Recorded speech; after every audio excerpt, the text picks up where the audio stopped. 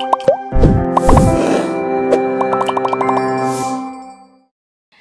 Sobat UMN, Angel di sini dan kembali lagi bersama aku di podcast YouTube UMN. Nah, podcast kali ini datang dari mahasiswa dan dosen program studi teknik komputer UMN. Jadi mereka ini berkolaborasi membuat sebuah proyek dengan program studi Magister Ilmu Hama Tanaman UGM. Nah, kira-kira Prodi Teknik Komputer UMN dan Prodi Magister Ilmu Hama Tanaman UGM ada kerjasama proyek apa sih? Simak video ini sampai selesai ya.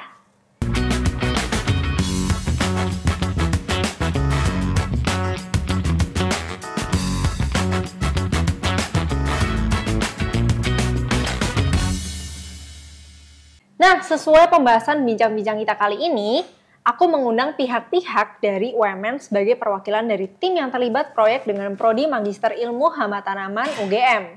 Dan ada mahasiswanya juga loh. Nah, kok tiba-tiba UMN berkolaborasi dengan UGM? Teknik komputer dengan ilmu hama tanaman? Daripada bingung, kita langsung aja tanya-tanya ke tamu-tamu kita hari ini. Hai, wah ramai ya hari ini ya. Nah, ini kita udah kedatangan tamu dari Ibu Nabila, ada Indah dan juga Fatah. Oke. Gimana nih kabarnya nih hari ini? Baik. Terima kasih sudah diundang ya. Iya, sama-sama. Tak kenal maka tak sayang nih. Kita kayaknya perlu kenalan dulu nih sama sahabat UMN. Biar mereka kalau berjumpa dengan kalian bisa saling bertegur sapa. Oke. Mungkin boleh dari Ibu Nabila. Halo semuanya, nama saya Nabila Husna Sabrina, bisa dipanggil Nabila. Saya saat ini merupakan dosen dari Prodi Teknik Komputer UMN. Oke, Indah sendiri? Oke, halo semuanya, perkenalkan nama aku Indah Desri Wayuni, aku dari Teknik Komputer Angkatan 2021. Oke, masih muda sekali ya. Halo semuanya, nama aku Muhammad Fatah Ridwan, aku dari Prodi Teknik Komputer Angkatan 2022. Oke, 2022, berarti beda angkatan ya? Iya. Betul. Oke. Nah, di awal aku udah menyinggung nih, kalau UGM dan UMN itu menjalin kerjasama ya. Kerjasamanya tuh apa sih, Bu? Boleh kali dijelasin, Bu? Oke, jadi saat ini itu Fakultas Teknik dan Informatika, khususnya dari Teknik Komputer, itu sedang ada proyek bersama dengan program studi Magister Ilmu Hama Tanaman UGM untuk membuat sistem pertanian pintar yang nantinya akan diimplementasikan di lahan pertanian salak, dan mana sistem itu nanti akan dikembangkan dengan teknologi IoT dan AI, seperti itu. Oke, wow, keren banget ya. Kedengarannya kalau udah IoT itu kayak, gimana ya, masa depan banget gitu. Oke, dalam proyek ini, UMN itu berperan sebagai apa dan membuat apa sih, Bu? Oke, kalau UMN-nya sendiri, ini berperan sebagai merancang untuk sistem hardware dan juga softwarenya untuk sistem pertanian pintar tadi. Jadi kami di sini untuk hardwarenya kami membuat sistem IoT tadi ya, yang mana di sistem IoT itu berisi beberapa sensor. Sensor tersebut fungsinya untuk membaca kondisi cuaca di lahan pertanian secara real time. Kemudian juga selain itu kami mengembangkan softwarenya, yaitu berupa aplikasi yang kami namai MySalak. Di aplikasi tersebut kami menggunakan teknologi AI tadi ya, untuk mengolah data yang dikumpulkan dari si sistem IoT-nya, untuk nantinya bisa memprediksi cuaca dan memprediksi kemunculan hama apa yang muncul. Gitu. Wow. Itu hamanya juga kelihatan tuh, Bu, hamanya apa gitu? Iya, kelihatan. Jadi kalau di lahan pertanian salak sendiri itu ada beberapa jenis hama ya, kayak ada kutu putih, ada lalat buah dan lain-lain gitu. Cuman kalau di sini kemarin berdasarkan diskusi kami dengan petani dan juga dari UGM, itu memang salah satu hama yang cukup signifikan itu adalah lalat buah gitu. Jadi memang saat ini kami fokusnya untuk melakukan pengendalian hama khususnya untuk lalat buah di lahan pertanian salak. Oke, wow, sangat menarik sih. Ini sangat membantu ya para petani ya. Semoga ya. Iya. Karena ya kan petani biasanya cuma cenayang gitu ya. Iya, Ngetes betul. nih pakai nih. Oh apa nih anginnya kenceng apa enggak nih, mau hujan apa enggak gitu. Kalau sekarang udah benar-benar terprediksi ya sama IoT ini ya. Oke. Nah kalau dari tim UMN ini siapa saja yang berperan dalam proyek ini, Bu? Mungkin bisa dimulai dari Ibu. Oke, Kalau dari UMN sendiri itu ada saya ya sebagai project lead dan juga advisornya. Kemudian ada juga beberapa mahasiswa, kurang lebih ada 11 mahasiswa teknik komputer dari 2 angkatan 2021 sama 2022. Salah satunya ada Indah dari 2021 ya. Kemudian di 2021 yang lain itu ada Michael, ada Gilbert, Richard, Juan, Cianando, Christophorus. Udah ya. Terus yang 2022 itu ada Fatan. Kemudian ada Gian, ada Albert, Dimas. Ya. Oke, banyak banget ya timnya ya, Bu ya. Kira-kira Kira-kira ada total 11. Oh, 11 mahasiswa. Nah, di luar itu juga sebenarnya kami open volunteer juga untuk mahasiswa lain untuk membantu kami dalam implementasi. Contohnya misalkan kalau untuk buat dokumentasi atau misalkan dalam proses pelabelan data. Tapi kalau tim intinya memang ada 11 mahasiswa. Berarti terbuka untuk semua jurusan gitu maksudnya. Kalau ada yang mau tertarik misalkan mau bantu dokumentasi boleh kontak kami ya. Boleh tuh. Tadi nama aplikasinya apa, Bu? Maisalak. Maisalak. Oke, mungkin boleh ya di kontak aja ke Bu Nabila ya. Kalau enggak ke Indah, kalau enggak ke Fata. Gitu. Ini sangat menarik ya soalnya ya. Karena langsung terjun berkolaborasi dalam proyek yang sangat apa ya? Kalau bisa dibilang sih sangat futuristik ya. Sangat baru juga dan ya proyek ini bisa dibilang memang pengabdian pada masyarakat juga ya Bu ya. Oke. Lalu kalau peran dari tim UGM sendiri itu apa sih Bu? Kalau tim UGM sendiri ya sesuai dengan kepakaran mereka ya, karena dari Magister Ilmu Hama dan Tanaman itu lebih banyak membantu menganalisis data-data terkait pertanian gitu. Karena dari kami sendiri kan juga nggak paham ya. Jadi kalau misalkan data-data dari pertanian itu biasanya di-provide dari mereka. Kemudian misalkan data yang kami peroleh dari ayat ini nanti dibantu analisis juga dari mereka seperti itu. Mungkin kita boleh throwback sedikit dulu gimana ceritanya tuh akhirnya bisa bekerja sama UGM gitu. Jadi awalnya itu memang saya sempat ketemu dengan salah satu dosen UGM dengan Pak Suputa gitu. Kemudian kami sempat berdiskusi untuk misalkan memungkinkan nggak ada kolaborasi gitu antara pertanian dengan teknik komputer khususnya. Kemudian ternyata dalam waktu yang bersamaan itu ada call for proposal untuk project dari IEEE. Gitu. Jadi kebetulan kan memang project kami ini kan alhamdulillah dapat hibah grant internasional dari IEEE. IEEE itu salah satu organisasi profesi terbesar di dunia, khususnya di bidang keteknikan. Gitu. Ternyata timingnya kan pas ya, kebetulan ya dari hasil diskusi itu ya cobalah kita membuat proposal untuk disubmit ke situ, dan juga di sini kami coba mengajak mahasiswa untuk ikut terlibat gitu supaya nanti bisa memberikan pengalaman belajar yang beda untuk mereka gitu. Dan ternyata kami diterima gitu jadi salah satu penerima dari 21 proposal di seluruh dunia. 21 proposal dari seluruh dunia. Bukan Indonesia aja nih, tapi dunia. Wow, keren banget. Terus abis itu juga dari tim UGM juga bersama mahasiswanya juga ya? Iya, betul. Oke, wow. Perjalanan yang cukup perjalanan cukup panjang dan pasti juga melelahkan ya Bu ya. Tapi ya berhasil mendapatkan penghargaan ini luar biasa. Oke, nah mungkin boleh dijelaskan sedikit tentang sistem kerja alatnya yang kalian buat itu seperti apa. Nah mungkin boleh gantian nih ke Indah nih mungkin. Oke, boleh. Nah ini kita udah bawa alatnya sendiri. Nah alatnya seperti ini tampilan luarnya. Nah nanti alatnya ini ada berisi beberapa sensor. Itu ada sensor curah hujan, sensor temperatur dan humidity, sama sensor cahaya. Nah nanti sensor-sensor itu akan ngambil data dari lingkungan sekitarnya gitu. Nah nanti data-data itu akan diolah dan juga ditampilkan di aplikasi yang telah kita kembangkan. Oke, wow keren banget ya. Ini salah satu desain yang Jadi ini casing luarnya, terus dalamnya contohnya seperti ini. Dan alat ini sendiri tenaganya tenaga surya ya, kalau bisa dilihat nih panel suryanya ya. Betul. Oke. Kenapa pilih tenaga surya dibanding tenaga listrik atau mungkin baterai atau mungkin apa gitu? Sebenarnya kan kita menempatkan nodes-nya ini yang kita sebut ini nodes ya. Alatnya Alat-alatnya ini kita sebut nodes ini lahan pertanian salak. Nah di situ tuh banyak constraint-nya, seperti salah satunya itu adalah listrik, Mbak. Nah, jadi listrik di sana itu ya kita nggak bisa dengan bebasnya ngambil listrik para petani juga dong, dan itu juga terlalu tersedia gardu-gardunya. Nah maka dari itu kita berpikir untuk sustainability-nya gimana, kita berpikir untuk pakai baterai dengan solar power di sini. Aku cukup penasaran sedikit nih, tiba-tiba terbersit nih ya. Ini kan berarti panel surya ini kan harus ada cahaya matahari yang masuk ya. Betul. Kalau malam itu kira-kira gimana cara kerjanya? Kalau pada saat malam itu yang akan nge-power dari sistem kitanya ini itu adalah si baterainya. Jadi kalau pada saat siang itu dia di-charge dan menggunakan solar, nah kalau pada saat malamnya itu dia akan menggunakan baterainya.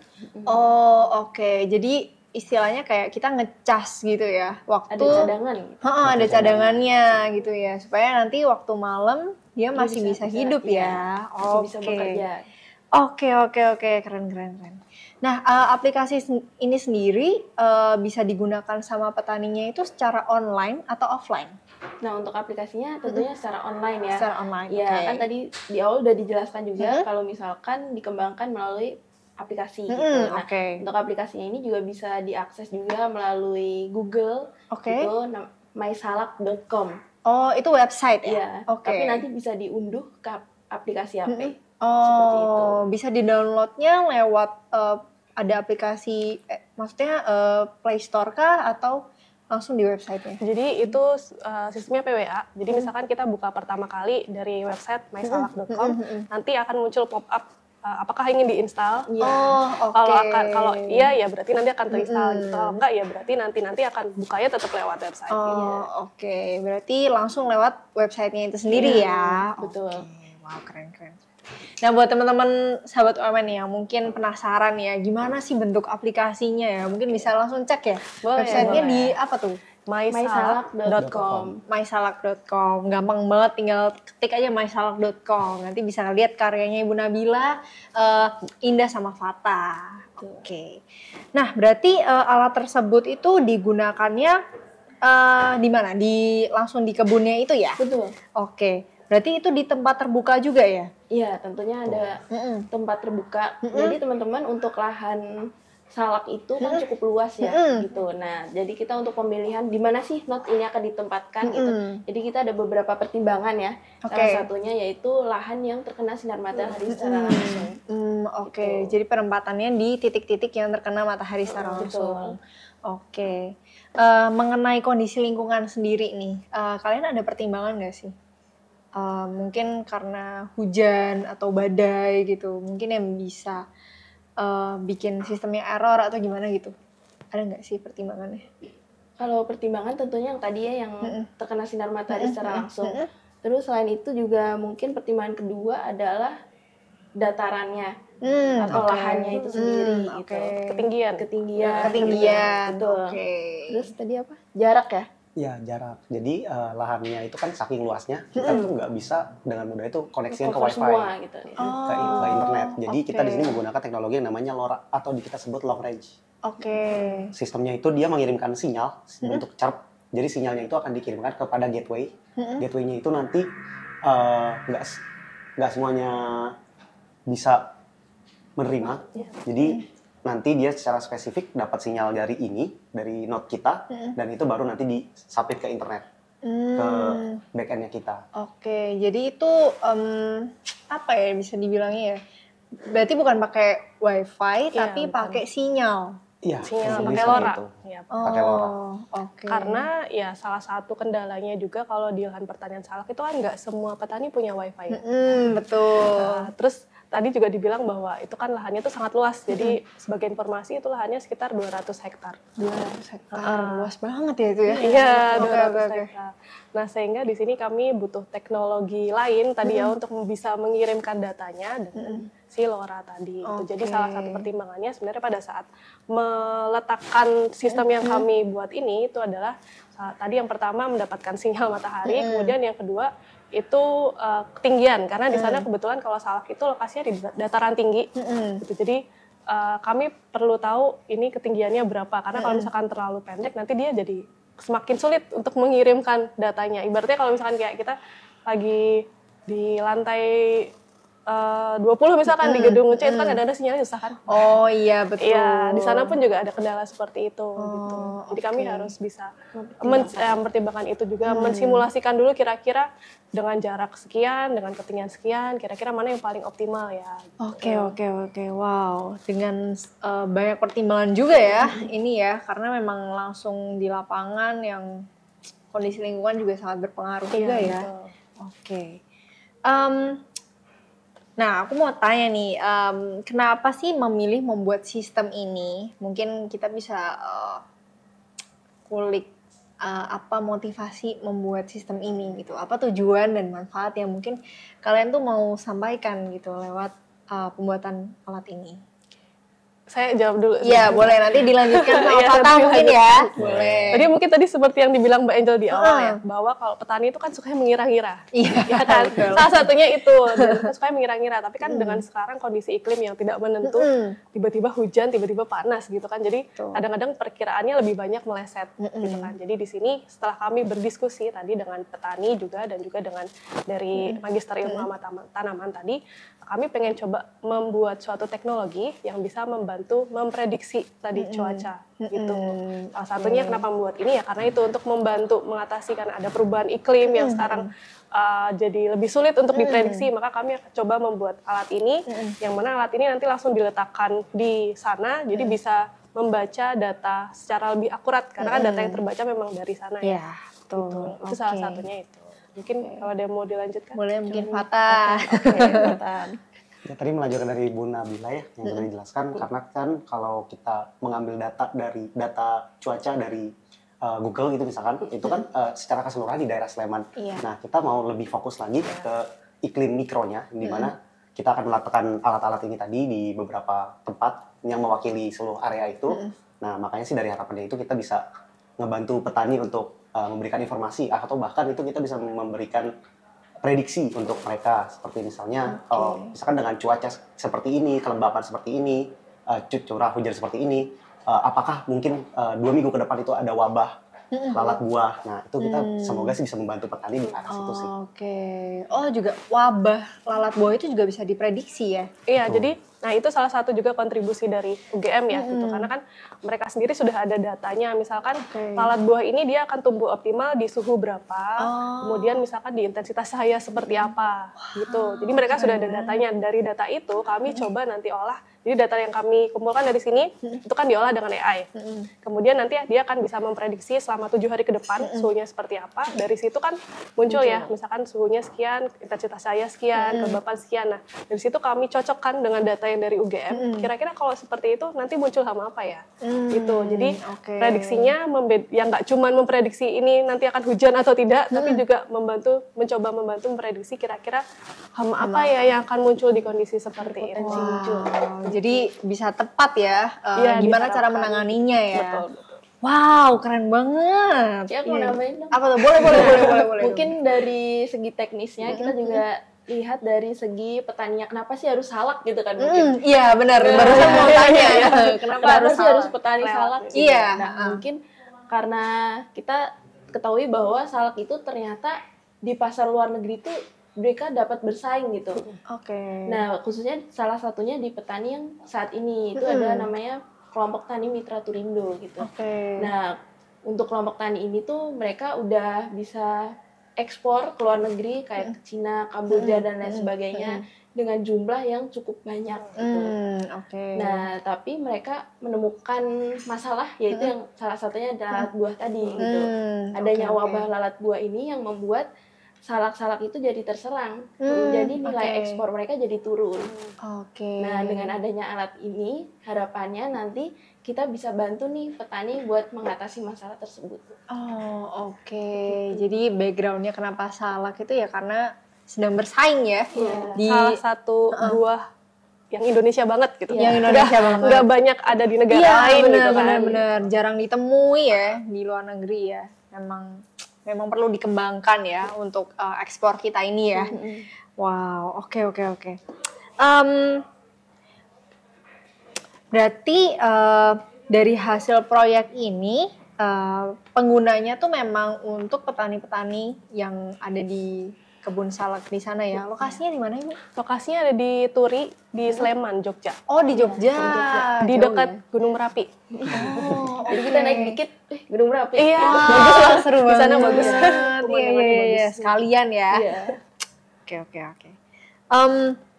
Nah, untuk tahapan atau proses pengerjaannya bersama tim dari UGM itu gimana sih Bu? Kalau boleh diceritain secara singkat. Jadi ya awalnya pasti setelah kami dapat pengumuman kalau misalkan ini grantnya diterima gitu, kami langsung berdiskusi dengan UGM kira-kira kebutuhan apa yang bisa langsung dikerjakan saat itu gitu kan. Kemudian setelah itu kami langsung berkunjung ke petani, ke kelompok tani di Mitra Turindo itu. Kemudian juga diskusi juga dengan mereka gitu kan, kebutuhan mereka seperti apa. Kami juga jelaskan dulu bahwa kami ingin membantu membuat sistem seperti ini, kira-kira dari petani apakah oke atau tidak, atau mungkin ada kebutuhan lain gitu yang mereka butuhkan gitu, seperti itu. Nah kemudian baru setelah itu kami membuat sistem ini gitu, merancang sistem ini. Jadi sebenarnya sistem yang kami buat ini ada sedikit perubahan sebenarnya dari awal kami tuliskan di proposal itu, karena tadi kami berdiskusi dengan petani ya gitu.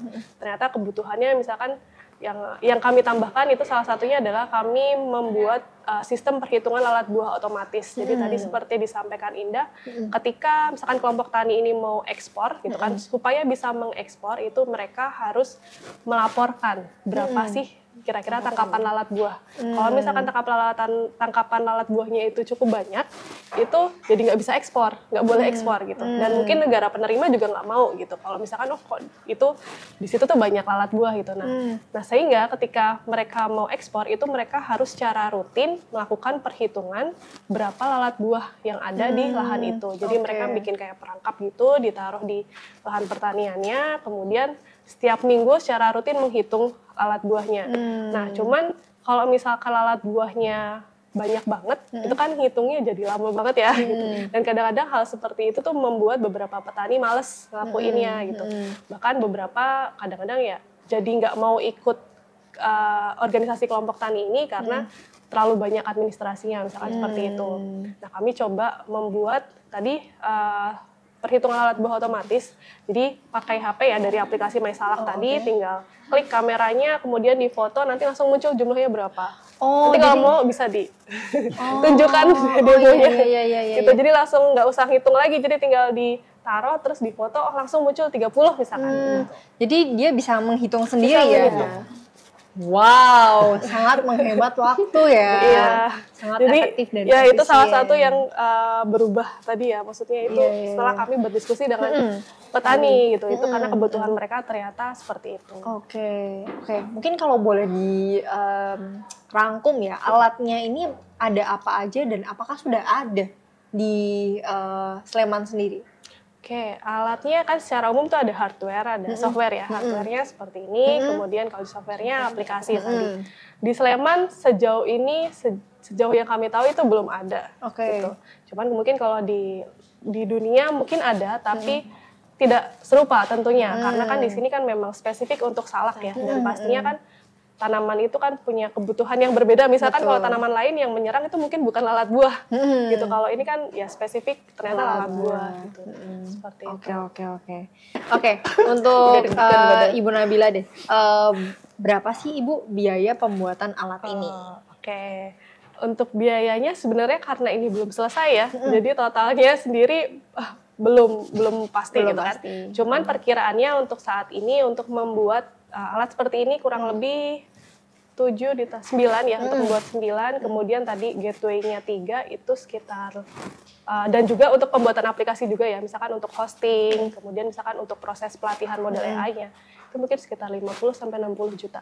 60 juta, oke ya. Oke lah ya, nggak begitu yang mahal banget gitu ya. Tapi ya let's see ya, karena ini masih estimasi juga ya. Masih berjalan juga proyeknya. Betul. Nah untuk alat ini sendiri tapi sudah dipasang di kebun salak di Sleman? Sudah, kami sudah pasang 2. So far gimana tuh? gimana cara petaninya, mungkin petani juga susah ya beradaptasi sama teknologi ya. Dan gimana so far penggunaan alat ini di kebun salak? Oke, kalau misalkan untuk yang ini sendiri kan, kalau aplikasinya kan belum launching ya, mungkin yang lebih banyak berpengaruh ke petani kan untuk aplikasinya, gimana nanti mereka bisa menggunakan aplikasi. Kalau alat kan sebenarnya cuman kami pasang di lahan pertanian, udah habis itu ditinggal aja, terus kami yang misalkan mengambil datanya, gitu sih. Jadi sejauh ini memang belum ada yang ya gimana-gimana gitu ya dari petaninya gitu. Dan justru sebenarnya mereka sangat membantu dan suportif sekali, karena kemarin ternyata pada saat kami memasang sempat ada sedikit masalah gitu kan, ada masalah di sistemnya. Terus kami coba kontak ke petani dan mereka juga langsung sigap membantu melihat. Gitu. Padahal jauh ya soalnya. Iya, padahal jauh.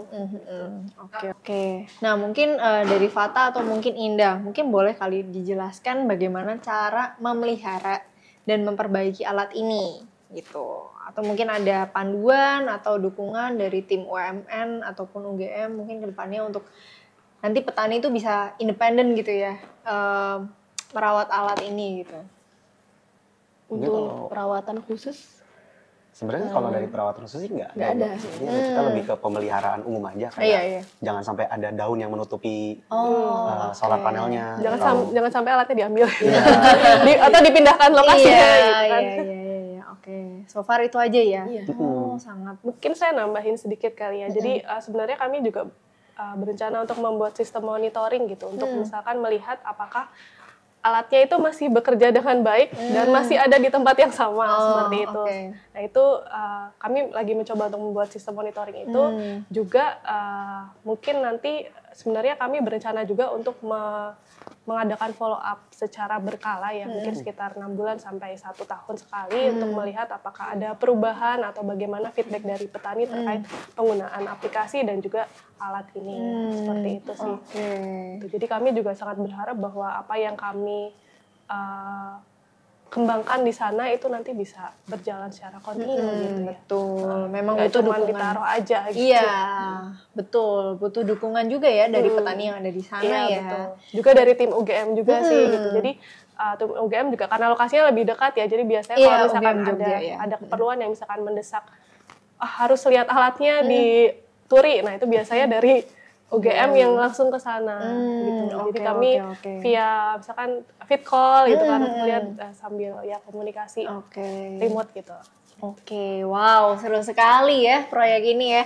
Dan alatnya juga kebetulan sangat low maintenance ya. Jadi nggak perlu yang gimana-gimana repot ya buat petani-petani juga ya. Oke, ini pertanyaan, ada 3 pertanyaan terakhir ya. Enggak ternyata, masih ada beberapa. Nah, apa sih tantangan terbesarnya selama proyek ini? Ini dari saya apa dari mereka dulu nih? Boleh dari Ibu dulu. Oke, tantangannya salah satunya lokasi ya tentu saja. Karena dari sini ke sana itu jauh, jadi kalau misalkan ada kendala ya memang ya cukup sulit juga mengatasinya. Tapi ya untungnya tadi gitu, kami punya tim UGM dan juga para kelompok tani yang sangat suportif sekali membantu kami ketika ada kendala gitu. Jadi ya walaupun ada tantangan tapi sejauh ini sih masih bisa terkendali. Oke. Kalau dari Indah sendiri? Kalau dari kita mungkin pas ngerancang mungkin ya. Iya, kalau pas pembuatan, proses pembuatan itu ada kendala atau tantangan kayak error atau sebagainya gitu. Lagi kalau di bagian tim hardware ya, yang ini tuh kita tuh banyak tantangan di research-nya, dimana kita tuh mencari kombinasi sensor A dan sensor B itu cocok atau apa enggak sama microcontroller yang kita pakai. Nah, juga yang mungkin menurutku tantangan sih LoRa-nya sendiri sih. LoRa itu kan teknologi yang mungkin kita bisa bilang jarang digunakan ya Bu di Indonesia ya. Bahkan ya mungkin terhitung lah, nggak banyak kayak seperti udah wifi yang udah umum untuk media komunikasi seperti itu. Nah, yang kemarin jadi tantangan besar itu mungkin mencari parameternya sih Kak. Jadi ada beberapa settings atau parameter yang kita sebut itu untuk gimana caranya sinyalnya itu bisa dapat bagus lah untuk dapat range yang jauh. Nah itu kemarin lumayan repot, itu lumayan trial and error, kita memakan banyak hari untuk dapetin settingan itu. Oke. Memang tantangannya kalau dari anak-anak sendiri yang teknis-teknis itu ya. Oke. Keren loh tapi. Di sini memang sesuai dari pemberi grant-nya ya, itu memang grant itu harus melibatkan mahasiswa dan memang mahasiswa itu harus yang lebih banyak in charge ke ini ya, apa namanya, pembuatan sistemnya. Karena ya itu tadi, tujuan mereka kan sebenarnya untuk melatih mahasiswa untuk bisa melihat masalah apa sih yang sebenarnya ada di masyarakat dan bagaimana bisa mereka itu memberikan solusi itu berdasarkan dengan keilmuan mereka. Oke. Memang keren sih, kalian langsung terjun ke lapangan bikin proyek ini. Ini bisa jadi portofolio yang sangat bagus ya nanti waktu lulus ya Bu ya. Siapa tahu langsung nih dapat kerjaan di luar negeri ya. Karena mungkin sedikit promosi dikit boleh ya. Jadi kalau untuk grant IEEE sendiri tuh memang di Indonesia belum banyak yang dapat gitu. Jadi grant itu sudah cukup lama, tapi setahu saya di beberapa tahun sebelumnya itu hanya 2 tim dan di tahun ini juga hanya 2. Jadi mungkin sampai saat ini mungkin hanya 4 ya gitu. Jadi memang ya kami cukup bangga dan antusias ya menjadi salah satu penerima dari grant itu. Wow, keren banget. Salut teman-teman. Semoga proyek ini bisa berjalan lancar terus ya. Dan juga bermanfaat buat para petani juga ya, buat masyarakat. Oke. Kalau pengalaman unik nih selama proyek ini dilakukan. Nah, itu mereka yang lebih banyak merasakan. Iya, mungkin ada nih pengalaman-pengalaman berkesan nih. Pengalaman unik mungkin kita bisa cerita di waktu di Jogja ya. Waktu kita implementasi pertama dan implementasi kedua itu lumayan banyak cerita unik sih. Mungkin yang pertama tuh yang paling lucu tuh yang kita kejar-kejaran drone sih. Iya. Jadi kita pakai drone ya. Kita juga pakai drone untuk melakukan mapping lahan pertaniannya. Karena tadi kan 200 hektar kan. Misalkan untuk melihat mana yang salak dan mana yang bukan kan sulit. Dan kami cek di Google Map pun nggak ada kan ya. Jadi memang kami harus ambil gambar sendiri pakai drone. Nah, jadi mahasiswa ini menerbangkan drone ya, melakukan mapping gitu. Nah, terus mungkin ceritanya boleh dilanjutkan ya. Kita tuh waktu itu terlalu memaksakan, Mbak. Jadi baterai drone-nya itu udah di batas bawah gitu, udah merah lah baterainya. Dan kita udah kayak, bentar lagi nih nanggung nih, lahannya punya Pak siapa lupa sih? Pak Riyadi. Nanggung dikit-dikit lagi, sisa 2 kilo lagi. Udah kita paksain, ternyata drone-nya tuh turun sendiri. Dan itu turunnya tuh nggak di jalan raya, nggak di pinggiran jalan, itu di tengah pohon cabai. Iya, jadi kita harus masuk. Kita langsung lari-lari kejar itu drone. Tapi untung ya, masih di pohon gitu ya. Cuma kalau di sungai atau di masih ketangkep, iya, masih kekejar. Tapi deg-degan gitu. Aduh, udah hilang nih satu drone nih gitu ya. Terus ada lagi nggak pengalaman berkesannya? Apa ya, paling kalau misalkan ilmu cenayang-cenayang gitu-gitu. Kalau di sana itu nyebutnya Pranoto Mongso. Pranoto Mongso. Pranoto Mongso. Iya. Pranoto Mongso. Oke. Jadi mereka kayak cenayang, besok hujan atau enggak. Nah, itu mereka nyebutnya Pranoto Mongso. Gimana tuh ilmunya emang? Dijelasin nggak? Enggak, baru namanya untungnya. Baru namanya. Langsung kita kasih teknisnya. Oke. Wow, ini sangat unik sih, sangat menarik. Mungkin nanti bakal ada pengalaman unik lainnya ya. Nah, mereka juga kan pada saat implementasi ini kan kita udah 2 kali ya ke Jogja. Kita udah 2 kali ke Jogja. Nah, kemudian yang kunjungan yang pada saat kita implementasi ini, kita memang nginep di rumah warga. Betul. Seru banget. Iya, nginep di rumah warga itu selama 5 hari ya. Selama 5 hari. Jadi mereka merasakan juga menjadi warga lokal. Iya, ini kayak istilahnya KKN gitu ya. Iya. Jadi setiap malam kita mancing udang. Iya benar. Seru banget. Iya benar. Mancing udang. Kelihatan memang ya. Ada sungai gitu. Sungainya masih jernih banget ya. Wow, iya. Di sana benar-benar masih asri gitu. Terus banyak tumbuhan. Di sana tuh yang paling uniknya itu dingin ya. Itu dingin. Di Sleman itu dingin ya. Karena dia di dekat Gunung Merapi. Pagi itu 15 ya. Iya, pernah 15 derajat. Seru dong ya. Wah, itu pengalaman yang pasti dinantikan ya di sini ya. Itu seru banget sih, Pak. Seru ya. Terus kita keliling ke lahannya pakai motor ya kan. Seru banget. Pakai motor tapi kayak konvoy sampai malam terus ada yang tiba-tiba bocor. Tim yang mapping drone itu bannya bocor di tengah-tengah. Aduh, ada aja. Bocornya. Posisinya tuh sampai malam. Iya. Di sana kalau malam tuh benar-benar gelap karena lahan semua kan. Iya. Waduh. Rumah warga itu kayak jarang gitu. Terus gimana dong itu? keliling-keliling aja gitu. Iya. Sama mereka dorong motor Aduh, pelan-pelan. lucu Udah kayak uji nyali. Iya, aku bisa bayangin sih. Wow, tapi itu sangat berkesan ya buat kalian ya. Oke. Nah, kalau misal untuk kuliah nih, kalian berarti sekarang semester 7, semester 5. Oke, semester 5 dan semester 7 ya. Menurut kalian, mata kuliah apa sih yang paling relevan dengan proyek ini? banyak ya. Lumayan sih. Banyak mata kuliah embedded. Mungkin dari hardware-nya dulu apa? ya hardware. Kalau dari hardware sih lebih embedded sih. Embedded Sistem. system, terus kalau pasif, jaringannya mobile. juga itu ke pervasif sama Bonik tuh. Wireless communication. communication. Terus juga image processing. Bila. Oke.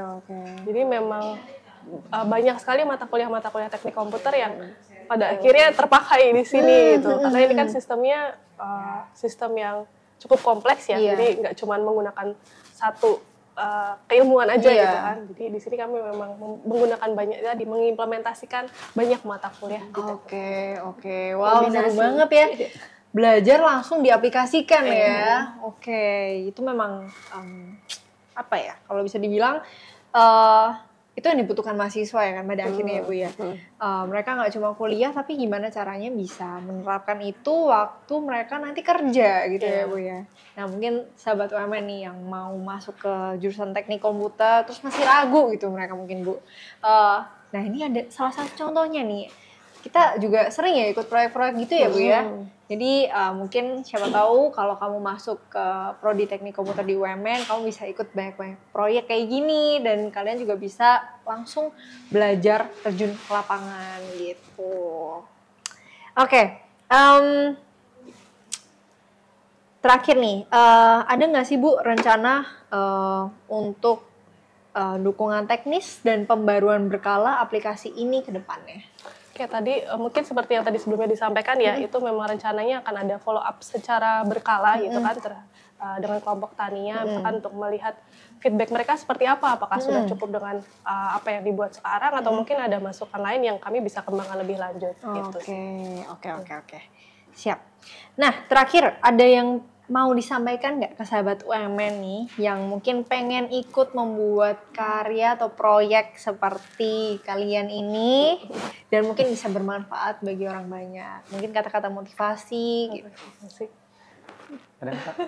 Ini jago motivasi. Wih, bijak ya. Gimana Fatah coba. Kalau dari aku sih banyak belajar sih, banyak explore. Apalagi kalau dari programming gitu ya, kalau arah programming atau arah ke hardware yang ini, itu banyak explore sih. Kayak banyak orang di sana yang di luar itu udah pernah membuat suatu project, dan kalau kita bisa membuat project yang serupa atau bahkan lebih bagus, itu bagus sih. Oke. Bahkan buat pengalaman juga, pengetahuannya, portofolio juga. Iya. Oke. Dari Kak Indah ada nggak? Dari Indah? Nggak ada sih. Sama kayak Fatan gitu. Sama ya. Iya, terus mungkin teman-teman juga lebih aware ke sekitar gitu kan, siapa tahu bisa juga berimpact gitu kayak project yang kita lakukan gitu. Ternyata ilmu kita bisa diimplementasikan loh gitu ke masyarakat seperti itu. Oke. Wow, keren. Ini sangat menginspirasi ya, kalian masih muda-muda tapi punya keinginan dan fire itu ya buat mau mengabdi ya sama masyarakat gitu ya. Oke. Nah, mungkin sahabat UMN, bincang-bincang kali ini aku rasa sudah cukup ya teman-teman ya. Dan mungkin kalau kalian juga mau cek gimana sih proyek mereka, mungkin langsung bisa cek di websitenya di Kita punya sosmed. Oh, punya sosmednya juga. Promosi boleh ya? Boleh dong, boleh. Mungkin bisa dicek di sini. Jadi kita ada sosial media, ada Instagram @mysalak_. Terus juga kita juga punya TikTok. Wow, seru banget. @mysalak_. Oke. Nah, mungkin boleh nih teman-teman bisa langsung cek aja. Siapa tahu kalian juga pengen tertarik ya untuk berkontribusi juga ya, ikut dalam tim.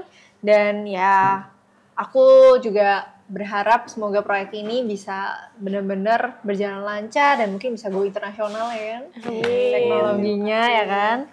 Dan teman-teman sahabat UMN yang mau cek juga informasi selengkapnya tentang UMN, kalian bisa langsung cek aja di www.umn.ac.id.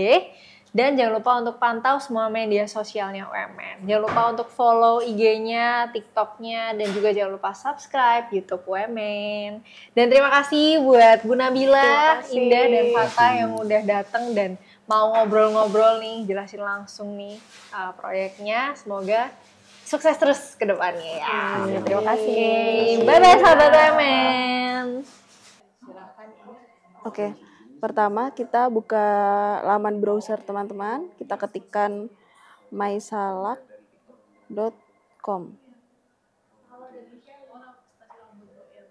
Nah, nanti akan muncul pop-up seperti ini. Jika teman-teman ingin mengunduhnya, silakan diunduh. Jika tidak ingin, maka di-close. Bisa pantau dari laman browser masing-masing. Ini adalah tampilan awal dari mysalak.com. Pertama, di atas ada profil, kedua ada tanggalnya, terus di sini itu merupakan kondisi pada saat ini. Ini ada suhunya, curah hujan, intensitas cahaya, dan juga kelembapannya. Terus di bawah ada beberapa kelompok tani, ada Sumber Mulyo, Si Cantik, dan lain sebagainya.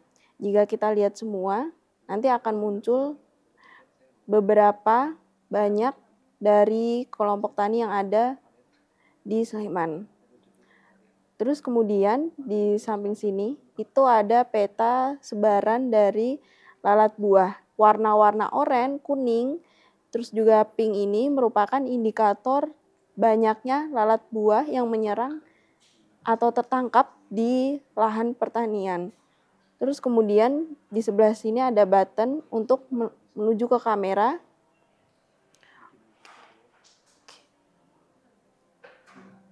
Nah, ini merupakan fitur yang digunakan untuk melakukan perhitungan otomatis untuk lalat buah. Jadi nanti petani menggunakan fitur ini untuk foto lalat buah, nanti akan muncul kalkulasi jumlah dari lalat buah secara otomatis.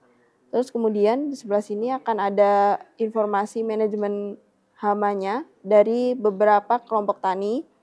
Terus sebelah sini juga akan ada muncul tips and trick atau gimana caranya menanggulangi hama yang muncul di pertanian. Salah satunya kita lalat buah.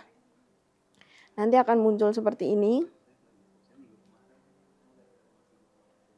Ada cara preventifnya, terus kemudian informasi siklus hidup dan lain sebagainya. Bukan hanya lalat buah saja, tapi juga akan ada kutu putih, terus kemudian ada penggerek, tikus, bajing, dan lain sebagainya. Nah, kalau warna tadi itu beda-beda nggak warnanya? Maksudnya kalau oranye apa gitu?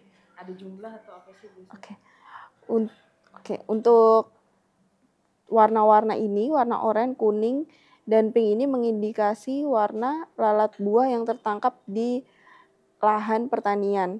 Gitu. Jadi nanti akan ada range masing-masing dari warnanya. Untuk warnanya ini berbeda-beda, mengindikasi jumlah dari lalat buah beda-beda. Jadi kalau misalkan warna kuning itu jadi tingkatannya itu semakin gelap warnanya, maka semakin banyak jumlah lalat buah yang tertangkap di lahan tersebut. Gitu. Oke, kemudian kalau misalkan kita klik salah satunya, nah nanti akan muncul nih warna hijau kurang dari ini indikasi sementara, Jadi ini merupakan indikator sementaranya. Jadi hijau itu aman, kuning waspada, kemudian menuju merah itu yang hati-hati atau perlu penanggulangan. Seperti itu. Terus di bawahnya juga akan ada grafik dari tangkapan lalat buah yang pada per minggunya. Jadi setiap minggunya petani wajib melaporkan tangkapan lalat buah yang ada di lahan pertanian.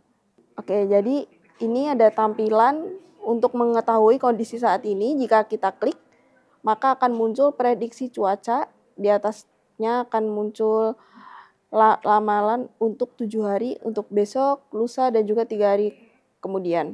Bisa diklik kira-kira prediksi cuaca yang akan muncul dalam 7 hari ke depan apa, terus kemudian nanti akan muncul prediksi hama yang muncul pada saat yang muncul di lahan pertanian.